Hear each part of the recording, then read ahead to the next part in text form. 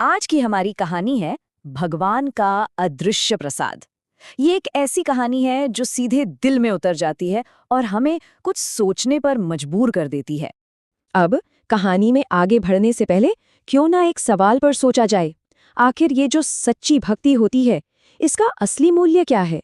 क्या ये महंगे चढ़ावे में छिपा है या फिर किसी और चीज में? चलिए, ये कहानी हमें इसी सवाल के जवाब की ओर ले जाएगी। तो कहानी शुरू होती है एक छोटे से गांव से। वहां एक बहुत ही गरीब ब्राह्मण रहते थे। मतलब गरीबी तो थी, लेकिन भगवान कृष्ण के लिए उनकी श्रद्धा, उनकी आस्था वो एकदम अटूट थी, जैसे कोई मजबूत चट्टान हो जो किसी भी आंधी तूफान में अपनी जगह से नहीं हिलती। हालात ऐसे थे कि उनके पास अपने भगवान को भोग लगाने के लिए एक सूखी रोटी के सिवा और कुछ था ही नहीं। अब जाहिर है, गांव के लोग उनकी इस सादगी का कभी कभी मजाक भी बनाते थे, पर वो तो बस एक हल्की सी मुस्कान के साथ एक ही बात कहते, भगवान भोग नहीं, भाव देखते हैं। और ये सिर्फ कहने की बात नहीं थी, ये उनके जीने का तरीका था, उनका मजबूत विश्वास था। फिर एक रात की बात है, ब्राह्मण को बहुत तेज भूख लगी थी, पेट में जैसे आग जल रही हो। पर उन्होंने अपनी वो आखिरी रोटी भी खुद न खाकर अपने प्यारे कान्हा को, भगवान कृष्ण को अर्पित कर दी। ये उनकी त्याग की पराकाष्ठा थी।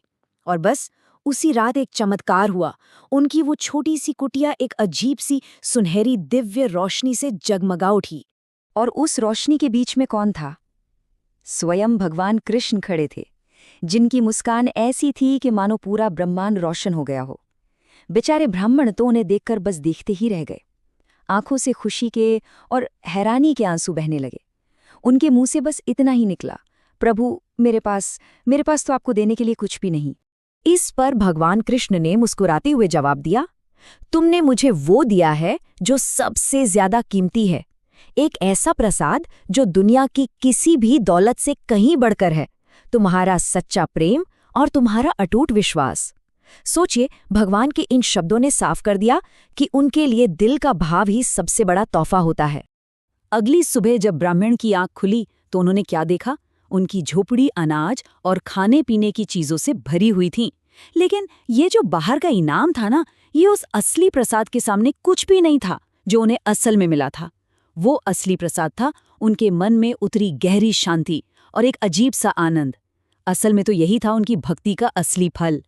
तो आखिर इस छोटी सी प्यारी सी कहानी से हमें क्या सीख मिलती है? यही कि भगवान को हमारे कीमती तोहफों की जरूरत नहीं है, उन्हें तो बस हमारे दिल का सच्चा भाव चाहिए। जब भी कोई सच्चे मन से, साफ दिल से उन्हें याद करता है तो वो हमेशा उसके पास होते हैं। और सबसे जरूरी बात, सच्ची भक्ति का फल हमेशा मिलता है, कभी कभी तो ऐसे तरीकों से जिसके बारे में हमने कभी सोचा भी नहीं होता।